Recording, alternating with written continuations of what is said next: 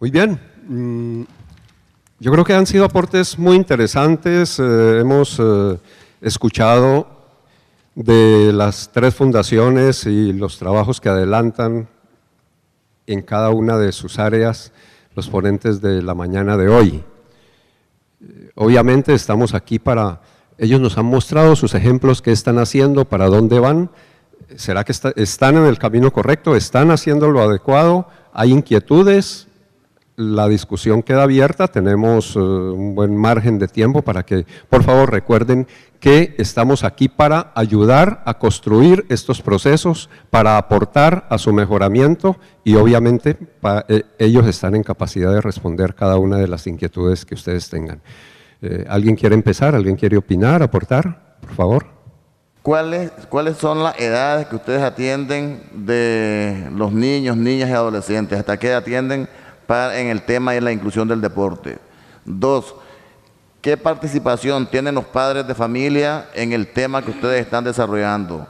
Porque mucha labor podemos desarrollar como instituciones, como agencias no gubernamentales y no gubernamentales con los adolescentes, pero si los padres de familia no aportan, el trabajo no cumple con el objetivo. Y 3, ¿qué medidas toman o qué hacen con aquellos jóvenes que están inmersos en las enfermedades de las adicciones? ¿Qué otra alternativa tienen para ayudarles a los jóvenes y tratar de sacarlos de ese ambiente e incluirlos como personas de bien en los programas que ustedes tienen? Gracias. Bueno, las edades son niños desde 6 años hasta 18 años de edad, pero también tenemos programas para jóvenes. Hasta 28 años la ley colombiana considera que es joven, depende del programa, ¿cierto? Entonces, digamos que cubrimos ese rango de edad. Con respecto a la familia, sí, cada programa tiene una estrategia diferente para abordar el tema familiar. En el caso de Beisboleritos, Mi Vida es un Diamante, tenemos encuentros familiares, trabajamos el diamante familiar con los niños también, la familia se involucra, también participa en toda la dinámica y en Convivencia y Paz.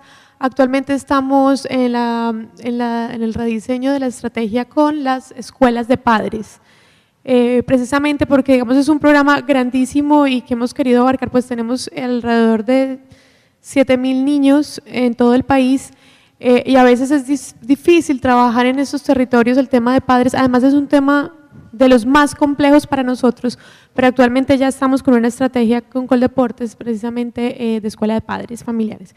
Con respecto al consumo de sustancias psicoactivas, directamente nosotros no trabajamos consumo, nosotros trabajamos la violencia asociada al consumo, que son 2 conceptos distintos, ¿cierto? Entonces, digamos, el ambiente en el cual se expenden las drogas, el tema de control territorial, y con respecto a lo que tú preguntas, ¿qué hacemos? En ese caso, si hay un tema de adicción, hay que remitirlo a un centro, y eso es una de las problemáticas yo creo que más grandes de ese país, que los costos altísimos, exagerados para las terapias de rehabilitación de estos jóvenes. Entonces trabajamos nosotros un enfoque de prevención secundaria, muchas veces los jóvenes no necesariamente están ya vinculados, pues o ya no son consumidores, pero que están en camino de…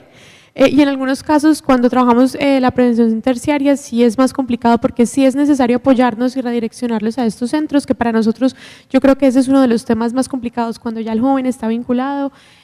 Con el deporte se puede hacer mucho, muchísimo, y también depende de los niveles de consumo, ¿cierto? Pero cuando ya es una adicción grandísima, ya ahí es otro asunto que no está bajo nuestro resorte y sería una irresponsabilidad nosotros ponernos a atender, entonces sí hay que colaborarnos precisamente en aras de la articulación interinstitucional. Muy bien. Gracias. Vamos a seguir por este lado, seguimos en orden aquí así, damos la vuelta por favor. Sí, siguiente. Ok, buenas tardes. Entonces, la primera pregunta, hablaron un poco al inicio sobre los entrenadores o los técnicos, entonces me gustaría entender un poquito más qué hacen sus programas para formar estas personas que dan el día a día a los jóvenes, si tienen por ahí sugerencias de cuántos años de experiencia deben tener antes de trabajar con su población meta, y si hay unas áreas en específicas que ustedes buscan, ¿verdad?, en estas personas que sirven como los facilitadores o técnicos. La segunda pregunta, me interesó mucho el tema de las puertas abiertas, ¿verdad? La fundación o la organización que mantiene abiertas las 24 horas. En Honduras trabajamos un programa similar con un centro de alcance que intentó ese modelo y no le funcionó muy bien. Entonces me gustaría también entender un poquito cuáles fueron algunos de los desafíos de tener esas puertas abiertas las 24 horas. Y por último, el colega del tema del squash, me encanta la idea de romper la paradigma de diferentes deportes, entonces no sé si me puede explicar un poquito en algo muy concreto. Entramos a esta comunidad, nunca habían visto este deporte y a los 5 o 10 días tuvimos un interés. Porque algo que siempre me dicen cuando visito comunidades es que nunca nos traen otra opción. Entonces me gustaría entender si traemos otra opción, cuál es como el periodo de tiempo, y me imagino que tiene que ver mucho con, ¿verdad?, las personas que en realidad estén enseñando, pero un poquito sobre el periodo de tiempo que han trabajado. Bueno, muchas gracias. Muy bien, ¿quién quiere empezar? Empecemos con Pablo, por favor. Para el tema de los entrenadores, pues en nuestro caso somos afortunados porque Esteban fue jugador profesional, es entrenador profesional y durante 5 años trabajó con este mismo tipo de programa en el Bronx, en Nueva York. Entonces, digamos que en ese sentido sí tuvimos ese gran beneficio. Pero igualmente trabajamos, él no es el único entrenador que está en el director del programa, tenemos otro entrenador acá que es un entrenador que hemos capacitado en la Federación Colombiana de Squash y tiene los niveles de entrenador de certificación. Pero el entrenador es importante desde el punto de vista técnico, pero también tiene que ser un entrenador que entienda el carácter social del programa y que pueda aceptar ese tipo de interacción con el programa, porque quien nos va a llegar son no el atleta de alto rendimiento. Esperamos sacar muchos campeones de acá, pero los que van a llegar no son todos atletas de alto rendimiento, por lo cual el entrenador no puede tener esa discriminación, porque de un grupo de 50 con muy pocas probabilidades vas a sacar 1 o 2 grandes campeones. Entonces el entrenador tiene que ser consciente de este tema, que lo que va a trabajar es un grupo que va a tener un potencial y idealmente va a salir. Entonces no es solo la parte técnica, sino la parte social. Y con respecto a tu segunda pregunta, pues efectivamente nuestro primer acercamiento fue con un colegio que se llama el Colegio Antonia Santos, acá en Cartagena, queda por la zona del Castillo de San Felipe. Cuando fuimos, pues la primera reacción de la dirección fue, bueno, está bien, porque no se acercan a los niños. Y el tema fue que tuvimos 200 muchachitos que querían estar parte de nuestro programa. El problema ya se volvió a nosotros, que podíamos aceptar solamente 50 inicialmente este año. ¿Qué los trae? La novedad. Es muy interesante que les guste la novedad, la diferencia. Nunca habían escuchado de qué es squash. A duras penas habían escuchado que era tenis, que eso era con una raqueta, pero que eso era encerrado, que eso no funcionaba. Y creo que llegas el momento en que enganchas y tienes una cantidad de deserción que es natural en este tipo de programas, que obviamente nosotros, para aceptar a los niños en el programa, pues sí tenemos, digamos, unos filtros en los que buscamos, no solo los 200 porque yo quiero, porque me gustó, sino también un tipo de que tengan, digamos, unas primeras aptitudes para el deporte, pero como el programa nuestro combina educación y deporte, entonces ahí es donde se nos vuelven los programas. Un niño que no está evolucionando en la parte académica no lo podemos aceptar en el programa, tiene que tener unos condicionamientos para mantenerse, al igual que si un niño es muy excelente en la parte académica, pero no le interesa el deporte, tampoco es un niño que pueda acceder a nuestro programa. Y el caso del squash tenemos una característica, y es que en Cartagena no la hemos traído, la trajimos hace 2 años, pero en Bucaramanga la tenemos y la hemos llevado a Cali también, una mini cancha de squash inflable que se vuelve como un dummy, y entonces lo llevas al colegio y el solo hecho de tú inflar eso en 2 minutos en el colegio, pues llegan 500 niños a ver qué fue lo que pasó ahí, que les inflaron un dummy en el colegio. Y es una mini cancha de squash donde con una pelota de goma atraemos el gusto. Lo hemos hecho en las ciclovías de Bucaramanga y tenemos una base de datos que por cada fin de semana que salimos tenemos 500 niños. Que nos faltan las instalaciones en Bucaramanga, pero digamos que a través de este tipo de actividades empezamos a penetrar con esto. Muy bien, Patricia, nuestras puertas abiertas se abrirán aún más, seguramente, ¿no? Quería también un poco hablar del tema de entrenadores, ¿sí? Quería también hablar un poco de cómo estos entrenadores, porque tenemos varias disciplinas, tenemos fútbol, voleibol, patinaje, atletismo, ajedrez, ping-pong, básquetbol. Partimos, primero un licenciado en deportes, que no hay muchos pues en el país, no hay muchas universidades que trabajen en esta área, y ojalá que hayan sido deportistas, ¿no? Ellos luego llegan a los colegios y capacitan a unos jóvenes que nosotros llamamos jóvenes educadores. Son niños de 9º, 10º y 11 grado, de los 3 últimos años, y estos chicos son capacitados en la jornada contraria a su hora de estudio en temas pedagógicos y de disciplinas deportivas. Para poder alcanzar, los capacitamos porque necesitamos 2 cosas. 1, alcanzar a llegar a capacitar y a formar más chiquitos, y 2, porque también hay la posibilidad de que a estos muchachos que capacitamos y luego son ayudantes en las aulas para el deporte, les damos una bonificación muy pequeña, 40.000 pesos, en otros casos 60.000 pesos, en dólares serían 20 o 30 dólares, que hace que estos niños no deserten del sistema escolar. Por ese dinero que tienen, o para movilizarse, o para llevar a la novia a cine, pero además se están capacitando y trabajando con sus compañeros de clase. Seguramente es con los cursos más pequeños, acompañados de estos entrenadores y profesionales. ¿Qué es lo que hemos logrado también? Que cuando los niños salgan de 11 grado, si les interesa y si quieren continuar con el deporte, ellos, Pies Descalzos, les apoyan su formación profesional como tecnólogos deportivos para que luego sean ellos, ya de ellos tenemos 17 chicos que han terminado su tecnología deportiva y logran ser esos asesores en el país de deportes. Frente a Escuela de Puertas Abiertas, Pies Descalzos en el proceso lleva 10 años, en algunos colegios más o menos, según hayan sido construidos. Era muy dificultoso al principio para los rectores, más o menos, que son como los dueños de la casa, digamos, de las llaves.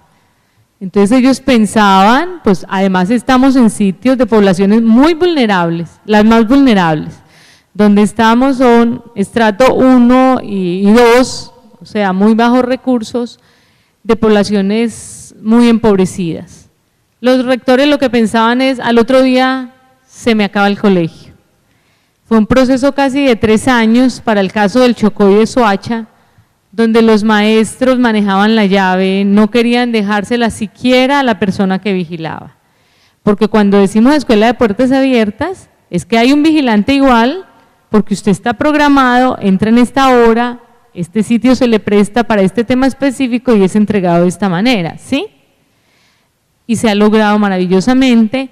Para los rectores entender esto fue difícil, pero ya saben que es la manera incluso de cuidar la institución. De muchas de esas instituciones que antes tenían 3 vigilantes o 4 vigilantes, ahora solo hay una persona que maneja las llaves, porque la misma comunidad siente el espacio suyo y lo cuida. Entonces, las canchas sintéticas, oiga, falta limpieza, ellos mismos consiguen recursos para traer el carrito que limpie la cancha. En algunos de los colegios han comprado el carrito que limpia la cancha, esto está deteriorado, venga, lo pintamos. Lo que ha dado es mucha pertenencia de la comunidad al espacio y ha sido muy bien para los distritos que tienen que pagar menos vigilancia. Funciona, pero no es hoy y mañana pasa, no, como todo, es un proceso. Beatriz, ¿quiere ampliar un poco el proceso de los entrenadores vinculado a ese programa del grupo? Sí, con respecto a los entrenadores, depende de la naturaleza del programa, pero hay como una premisa fundamental, y es que llegamos a comunidades y por el respeto a las comunidades, el entrenador pues debe ser de allí, ¿cierto? Y pues claramente en nuestro país, así como muchos de Latinoamérica, hay municipios, hay territorios con unas condiciones supremamente precarias, donde ni siquiera el nivel de escolaridad es el que uno espera como el básico mínimo. Entonces digamos que uno, en ese caso, primero partir de esa realidad, pero sí respetando ese proceso comunitario, y a partir de allí empieza el reto, en la formación, en la transferencia metodológica y en la formación de estos entrenadores, que para nosotros eso ha sido fundamental. Con Convivencia y Paz espera tener el programa de formación de formadores. En Beisboleritos Mi Vida es un Diamante lo hemos hecho ya, el encuentro de entrenadores, y realmente el reto sí es que pues ojalá uno de nuestros chicos, cuando ya digamos estamos teniendo nuestro primer monitor, pero que ellos mismos releven, ¿cierto? Y los que ya tienen la metodología del programa luego puedan ser los entrenadores, pero sí como un poco ser muy respetuosos y ojalá promover esos liderazgos deportivos que ya existen en las comunidades y con ellos trabajar, no llegar nosotros como en paracaídas, con un programa nuevo, con entrenadores nuevos, sino poder también ser muy conscientes de que la comunidad ya tiene un proceso, nosotros no nos estamos inventando el mundo y la idea es trabajar con las personas que ya están liderando procesos allí. Seguimos allí, antes había alguien, ¿no? Sí, por favor. Buenas tardes, José Manuel Aspirós del Gobierno de México. Felicitarlos por las iniciativas, creo que las tres son muy buenas. Tengo un par de preguntas. La primera es para el presidente de la Asociación de Squash. Nosotros en México tenemos un proyecto parecido que se llama Glorias del Deporte, que es trabajar con jóvenes en riesgo a través del fútbol. Y hemos enfrentado dos retos importantes. Quisiera ver cómo los enfrentan ustedes. Uno es la convocatoria de los jóvenes y de los niños. ¿Cómo hacemos para elegir a los mejores perfiles? Y no necesariamente a los que mejor juegan, sino a quienes más necesitan del proyecto. En este caso me imagino que son personas con vulnerabilidad. Y la segunda es ¿cuál es el perfil de los formadores? Entiendo que hay entrenadores de squash, pero para la parte del acompañamiento de las tareas y del proyecto de voluntariado, de trabajo comunitario, no sé si tengan un perfil de educadores, ¿no?, que se complemente con los profesores de squash. Y luego la otra pregunta para Patricia, preguntar también cómo es que, ¿cuál era la pregunta? Sí, en la capacitación para el empleo, si ustedes tienen ya alianzas con empresas para vincular a estos jóvenes a los empleos, porque pues luego se les capacita y no encuentran trabajo, ¿no? Gracias. Para el tema de la elección de los niños candidatos, el primer punto que tocamos nosotros fue el de la distancia que tenían que recorrer los niños hasta el campo donde íbamos a tener las actividades. Porque Cartagena tiene muchas zonas de pobreza y vulnerables, pero si nosotros íbamos hacia el lado de La Boquilla, que estamos hablando 3, 4 o 5 kilómetros de donde quedan nuestras canchas, seguramente íbamos a tener un interés, pero nacían problemas como que los niños no tenían dinero para el bus, entonces me iban a caminar eso a 30 grados centígrados, llegaba una semana y el problema de deserción iba a ser muy alto. Entonces teníamos que enfocarnos en un sitio en el que le pudiéramos brindar el tema de transporte a estos niños para acceder, o que fuera un sitio cercano. Donde quedan ubicadas las canchas, tenemos una zona, y es por eso que escogimos este colegio. Una vez identificado donde teníamos la zona de donde íbamos a operar nuestro programa deportivo, identificamos de las zonas de bajos recursos y vulnerabilidad social cuáles podría ser el colegio más representativo, y a través de la Secretaría de Educación de Cartagena identificamos que este colegio tenía este tipo de niños. Entonces, lo primero es generar el acceso, porque o si no vas a tener un nivel de deserción, el primer mes te van a llegar 100 y al final vas a terminar con 10. O generar el tema del transporte, y dentro de nuestros programas está que si logramos recaudar los fondos para poder tener una buseta o algo así, o tenemos este tipo de donación, el programa va a ser expandido a otras zonas de Cartagena. Una vez identificamos este colegio, estos niños, para nosotros son muy importantes ambas facetas, tanto la educativa y como la deportiva, y es así como en este tema de 200 para bajar a 50 hicimos, digamos, lo que llamamos trials, que los trajimos aquí a las canchas para que ellos estuvieran un día en social con los profesores, con la comunidad, con sus compañeritos, y para que estuvieran en las aulas de clase, para identificar este perfil.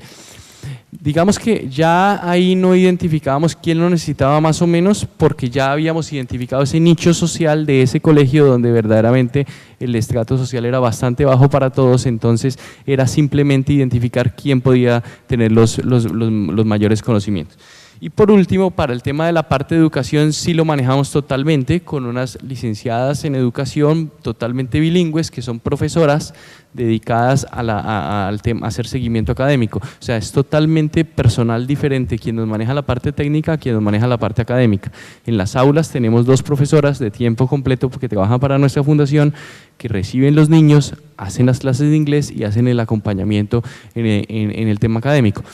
Nosotros también recibimos niños antes del colegio, después del colegio, pues hacemos diferentes horarios para que los grupos que estamos trabajando tanto en la cancha como en las aulas sean bastante pequeños para poder verdaderamente transferir el conocimiento tanto deportivo como académico.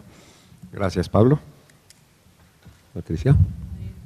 Para el caso de la identificación de los jóvenes en pies descalzos, pues en su mayoría están en los colegios o en las comunidades donde trabajamos, de las cuales tenemos una identificación y un censo muy específico con trabajadoras sociales que están todo el tiempo entendiendo quién necesita qué y para qué y por qué, y son remitidos por el maestro o por el trabajador social. Respecto al perfil de los capacitadores, como decíamos ahora, es muy importante para pies descalzos que el capacitador, no decimos que es de la comunidad, porque entramos con unas personas que capacitan a las personas de la comunidad, porque no por ser deporte o cultura es de mayor engranaje. Lo que hace lo debes hacer muy bien y debes aprender a enseñarlo, porque una cosa es saber el expertise del deporte, y muchos sabrán aquí deportistas, y otro, saber trasladar ese expertise a otro. Entonces es muy específica la capacitación con la gente de las comunidades para que ellos puedan transmitirlo. Frente a la capacitación para el empleo, hace 7 años nos pasaba eso, teníamos mucha gente capacitada y muy poco donde llevarla. Hicimos una alianza estratégica con otra fundación que se llama Gente Estratégica, que precisamente lo que ellos hacen es unir la empresa privada, nos mandan, la empresa privada en Barranquilla en este momento necesita empleados para esto, en eso específicamente los capacitamos, y por supuesto los muchachos y las familias tienen el libre albedrío de participar o no, o si no, participar del tema de la estrategia de cómo ser empresario, cómo ser pequeño empresario, ¿sí? Entonces, eso sí lo garantizamos, porque si no, es crear más desesperanza en las poblaciones, ¿no? Muy bien, veo que estaba muy inquieta por allí la doctora Clemencia Anaya, ella es educadora por excelencia, iba a hacer un aporte. Enseguida vamos con el señor, ¿sí? Vamos a darle ella en su papel de educadora por excelencia seguramente nos va a aportar cosas muy interesantes. Clemencia, por favor. Muchas gracias, qué susto con esa introducción. En realidad, cuando hablamos de valores, y valores al educar niños y jóvenes, estamos tratando de un tema que es sencillamente lo más sagrado en la naturaleza, que es la vida humana. Mi gran preocupación está fundamentada en que educar y hablar de valores nos exige un valor olímpico muy grande del que casi nadie habla, y es el buen ejemplo. Entonces, mi pregunta, mi preocupación va orientada a los 3 expositores sobre si existe algún código de ética que controle los desmanes de dirigentes deportivos, de profesionales del deporte, llámense entrenadores, técnicos o jueces, que muchas veces atentan contra la integridad de ese niño o esa niña en el campo deportivo, bien sea en la competencia o en su proceso de formación.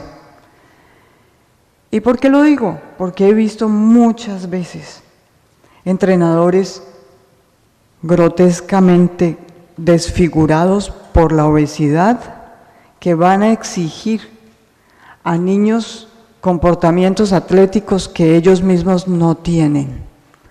Porque he visto muchos casos en que profesionales, entre comillas, del deporte llegan ¿cómo se llama? Con migraña y jaqueca de la resaca o del guayabo que llamamos nosotros, porque la noche anterior se pasó de licor.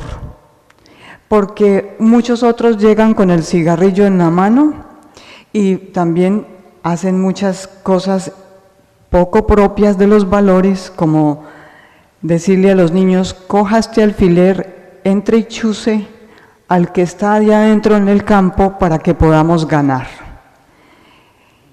Este es un tema supremamente importante desde mi punto de vista de los valores olímpicos. Cómo, si hablamos de valores y tenemos un compromiso del respeto de la vida del ser humano, cómo ustedes en esas organizaciones manejan el tema del código de ética o de juego limpio al interior de las mismas. Gracias. Gracias a usted, Clemencia. Beatriz, ¿qué le podemos aportar a este planteamiento de la doctora Clemencia? Bueno, en primer lugar, en los programas tenemos un manual de convivencia que se construye incluso con los mismos niños, donde hay unos acuerdos básicos, y ese manual de convivencia lo cumplen todos, desde el entrenador hasta los participantes en el programa. Particularmente en el programa Beisboleritos Mi Vida es un Diamante, con el entrenador sí hay un proceso muy riguroso de pulir ese diamante interno. Entonces, prácticamente el primero que está recibiendo un poco ese acompañamiento, y como ellos son una dupla, psicólogo y entrenador digamos, en la implementación de la metodología, la primera tarea es sobre todo entre ellos dos, ¿no? Con ellos dos, que son los que van finalmente a multiplicar la metodología. Entonces, digamos que casi que es una filosofía de vida, y ellos tienen que, o deben, y se supone que por eso están con nosotros, empezar a pulir ese diamante interno. Ese es el caso de Beisboleritos. Y para los otros programas, pues siempre son muchísimos entrenadores, pero claramente, pues desde la parte contractual hay unas condiciones muy claras.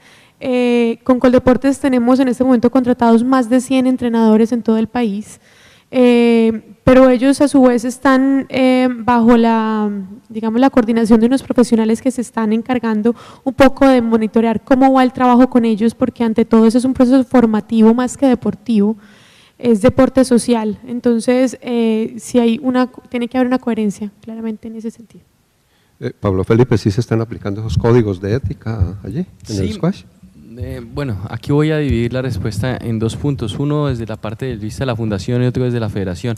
En la fundación nosotros verdaderamente a todos los niños que hacen parte se les inculca eso, y quienes manejan el programa tienen también un código de ética en ese sentido, a nivel de que no puede haber licor, no puede haber cigarrillos, ese tipo de conductas pues se les inculcan a los niños. Teniendo un escenario público, tratamos de decirle a los niños que no se pueden perder las cosas, las raquetas, todo pertenece ahí, que no puede haber el tema de robos y todo eso, porque pues es bastante vulnerable por los mismos estratos. Y eso lo hemos inculcado. Somos una fundación muy joven, pero es parte de nuestros principios desde el inicio, y tanto los profesores en la parte académica como técnica, pues son principios que inculcan los niños.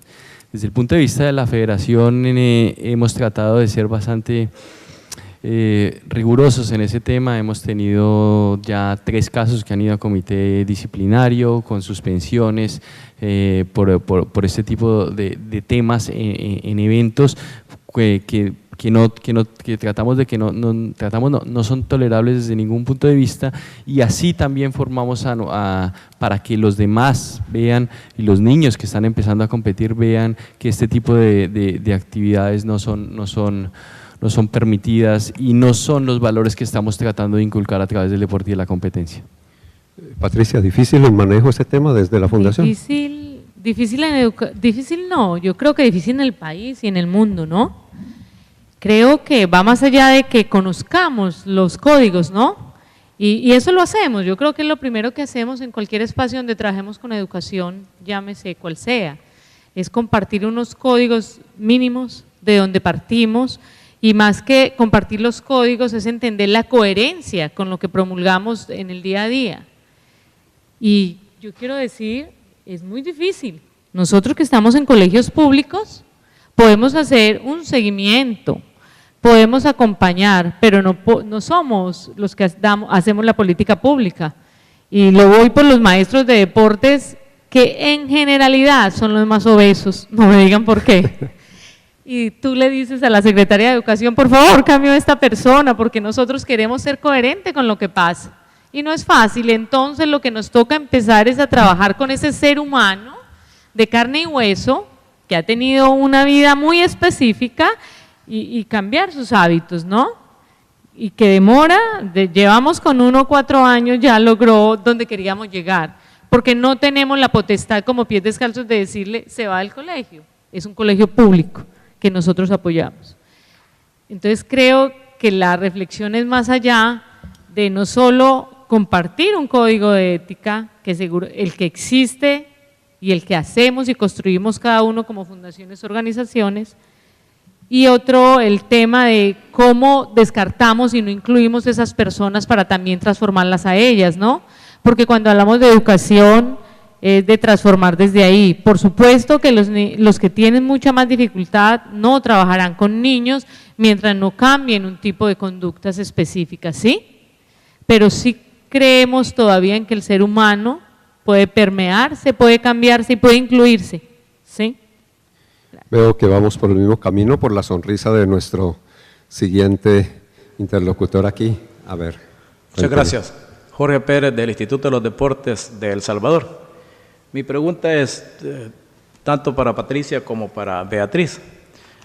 He escuchado poco del nivel de coordinación con los gobiernos locales para el desarrollo de estos programas.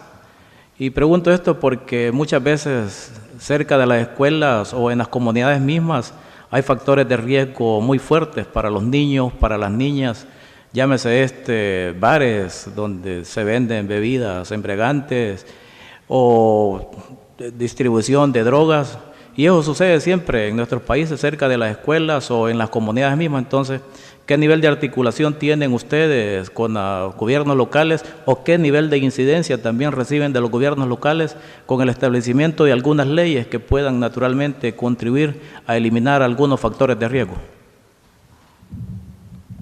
En el caso de Pies Descalzos, trabajamos de la mano de los gobiernos locales y todas sus secretarías.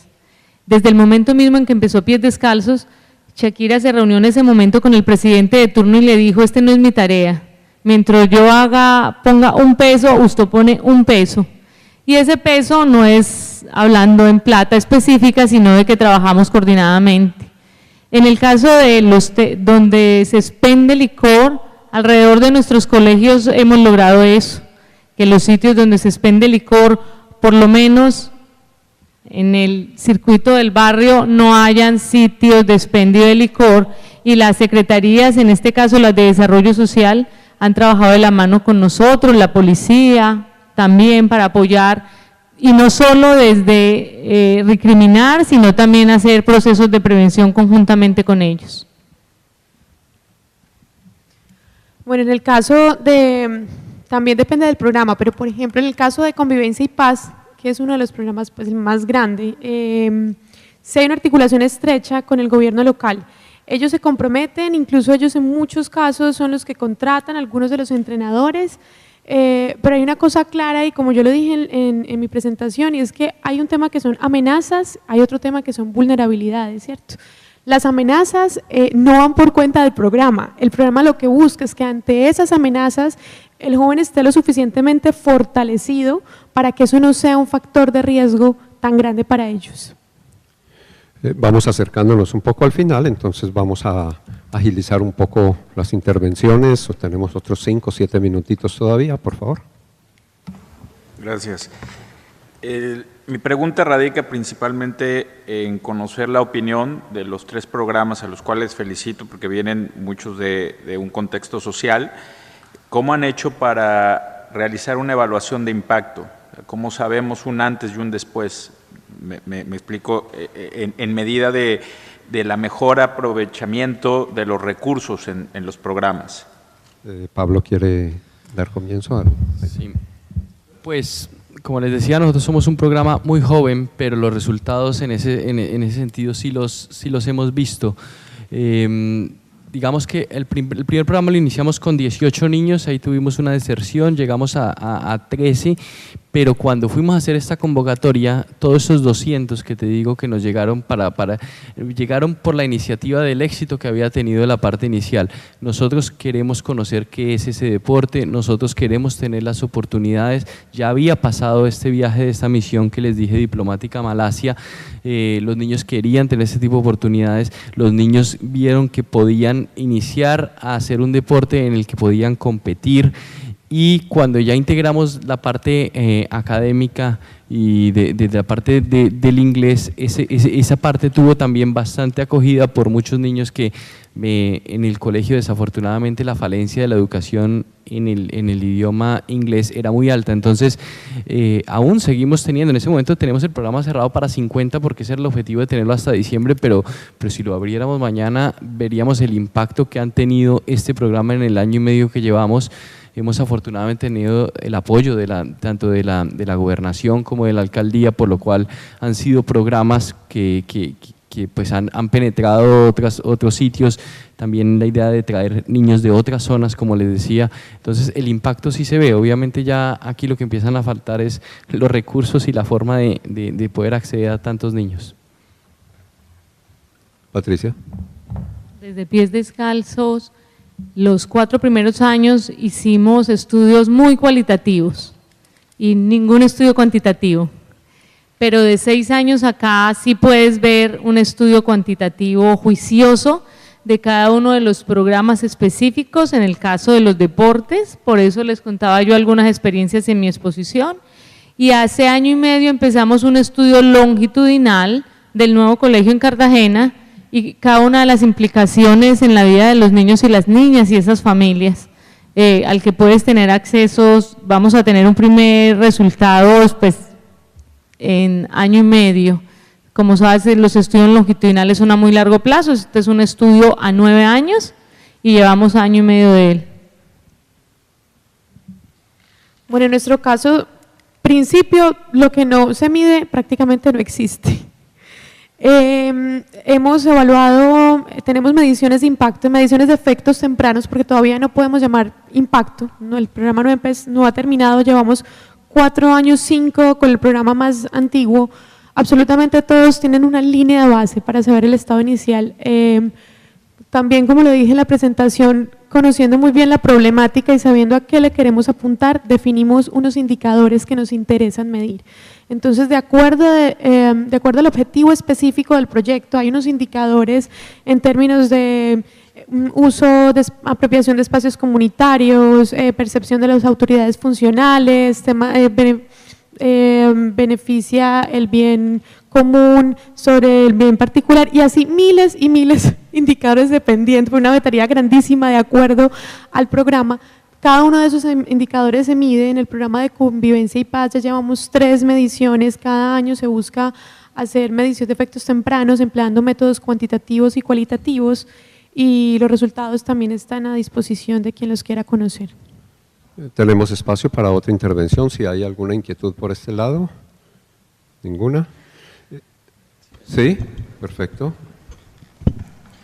Bruno Zanotti, de la Secretaría Nacional de Deportes de Paraguay.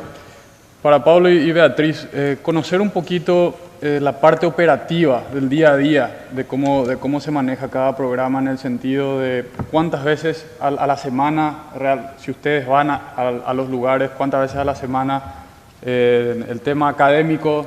Me pareció muy interesante combinar el deporte con una segunda lengua para darle una oportunidad también. Creo que es muy importante aquellos que lleguen lejos en el deporte a nivel semiprofesional o inclusive a nivel amateur, tener la oportunidad de poder comunicarse en el exterior, y creo que hacia ahí va la idea de darles esa oportunidad. Me interesó mucho conocer, como les repito, en la parte operativa, cómo se manejan los horarios y los días. Pues para nosotros depende de los horarios de clase de cada una de las secciones que tenemos los niños. Este colegio tiene, es un colegio público del gobierno y tiene 2 tipos de jornada, mañana y tarde. Entonces, si tenemos algunos niños que estudian en la tarde, en la mañana, tanto el profesor alguno de los profesores, ya sea de la parte técnica o de la parte académica, va hasta el colegio, acompaña a los niños hasta la sede caminando, porque como decía anteriormente, para nosotros fue motivo de escogencia de este colegio la cercanía, entonces los acompaña caminando a la sede y ahí los dividimos en los grupos. Entonces hay unos que van a estar en la cancha y hay otros que van a estar en los salones, que quedan en el mismo sitio donde tenemos las canchas, adecuamos los salones ahí. Entonces así formamos los pequeños grupos que decía yo anteriormente, en el que pues puede que traigamos 15 en algún momento, pero los vamos separando. Y los tenemos por lo menos 4 días a la semana, pero eso es otro de los temas de éxito e impacto que tenemos, que hay muchos niños que dicen, no, me gustó mucho y quiero volver, entonces hay algunos que los tenemos hasta los sábados también haciendo torneos y jornadas de integración. Yo creo que Paraguay es un sitio donde se puede replicar muy bien este programa, porque nuestro gran amigo Esteban Casarino obviamente creó este instituto, estas canchas públicas allá, y sería un sitio donde yo estuve, las conocí el año pasado en Asunción y creo que existe una gran posibilidad de replicarlo. Muy bien, Beatriz. Bueno, en este caso también depende del proyecto, cada proyecto funciona distinto, pero aquí para complacer al doctor Peña y al doctor Botero me voy a lucir con el de Convivencia y Paz y les voy a hablar bastante del de Convivencia y Paz. Es el proyecto, digamos, con mucha incidencia a nivel nacional y por eso soy como tan insistente en el programa, porque finalmente esto está llegando a el 80% de los departamentos en el país, y un poco más cómo funciona es 3 entrenamientos semanales deportivos y un espacio formativo. Son perfiles distintos, uno es el entrenador y el otro es el gestor formativo. En algunos casos, muy pocos, tenemos la fortuna de que el entrenador cumpla con el perfil también formativo. Además de eso, como les contaba, estamos diseñando una estrategia para escuelas de padres, donde se van a reunir los padres una vez a la semana también para cumplir un poco con esto. Y adicionalmente hacemos en el semestre una minga comunitaria para la apropiación de los espacios deportivos, y un carnaval en el cual se busca promover esos nuevos liderazgos en el deporte. En el caso de beisboleritos funciona más o menos igual, parecido, con encuentros deportivos en la semana, el encuentro formativo que es el béisbol mental, y se hacen encuentros de padre también mensualmente. Funciona muy parecido. Y el doctor Juan Carlos por aquí tenía algo para agregar. Detrás de cada éxito siempre tiene que haber un líder, y ellos son 3 líderes. 3 líderes que creen que el deporte es una excelente herramienta educativa y una herramienta pedagógica, y le ponen corazón, y le ponen alma, como aquí vamos a ver después otros proyectos. Desde el Estado colombiano, desde Coldeportes, vemos esto como sumar cosas. Nadie puede llegar a hacer y a resolver todo el problema. Se dice que en Colombia hay 10 millones de niños en el sistema escolar. En condiciones de vulnerabilidad se habla de que hay entre 1,5 millones y 1.800.000 niños. La mayor estrategia que tiene el Estado colombiano para atender con deporte a esos niños en condiciones de vulnerabilidad es a través de un convenio que hay el Ministerio de Educación con las cajas de compensación. Se dice que ellos alcanzan a cubrir más o menos 700.000. Para nosotros, desde el punto de vista de Coldeportes, el cubrimiento que le dan a estos niños, nosotros estamos en tareas de articularlo y tener unos principios y unas reglas generales. ¿Por qué? Porque no se trata de decir, y es tal vez lo que advierte Clemencia, de decir, bueno, ¿cómo debe ser? ¿Cuál es el mecanismo para hacerlo? Ahora lo está haciendo las cajas de compensación, el programa de Convivencia y Paz, Fútbol con Corazón y un montón de ayudas que ha tenido, digamos, el sistema deportivo.